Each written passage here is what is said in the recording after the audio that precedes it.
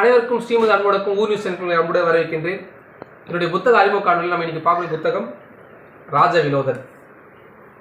இந்த பெயர் யாரை குறிக்கிறது?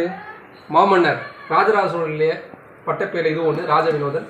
இந்த நாவல் காந்தலூர் சாலை களமறுத்தரலியா அப்படின்னு ஒரு கல்வெட்டில் எல்லாத்துலேயும் வருதுங்களா? அந்த காந்தலூர் சாலை என்பது எங்கே இருக்கிறது, அங்கே எப்படிப்பட்ட போர் நடந்தது, இந்த காந்தலூர் சாலைக்கு முன்னால் ராஜராஜ சோழர் அரியணை ஏறிய பிறகு நடந்த சம்பவங்கள் என்னென்ன, ராஜராஜ சோழருக்கு அவருடைய மகன் ராஜேந்திர சோழன் எவ்வளோ துணையாக இருந்தார் அந்த காந்தலூர் போருக்கு, இப்படிப்பட்ட பல வரலாற்று தகவல்களோடு எழுதப்பட்ட புதினம் தான் இந்த ராஜராஜ சோழனுடைய ராஜவினோதன் புத்தகம்.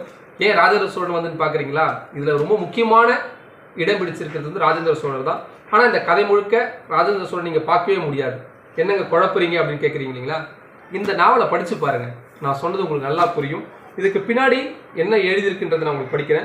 1000 ஆண்டுகள் ஓய்ந்த பின்னரும் ஓயாமல் ஒலிக்கின்ற ஒற்றை பெயரான ராஜராஜ சோழனை நாயகனாக முன்னிறுத்தி புனையப்பட்ட நாவல் இது. அருள்மொழிவர்மனாக அரியணையில் அமர்ந்து அணையாமல் எரிந்து கொண்டிருந்த எதிரிகளின் பகைமை தீயினை அழித்து ஒழித்த வரலாற்றை கற்பனையோடு கலந்து இயற்றப்பட்ட புதினம் இந்த ராஜவினோதன்.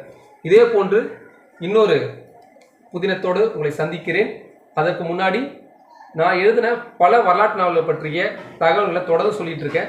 இதற்கு முன்னே காணொலியை பார்க்காதவங்க நம்முடைய சேனலை சப்ஸ்கிரைப் செய்துட்டு பாருங்கள். மீண்டும் ஒரு நல்லதொரு காணொலியை உங்களை சந்திக்கிறேன். நன்றி, வணக்கம்.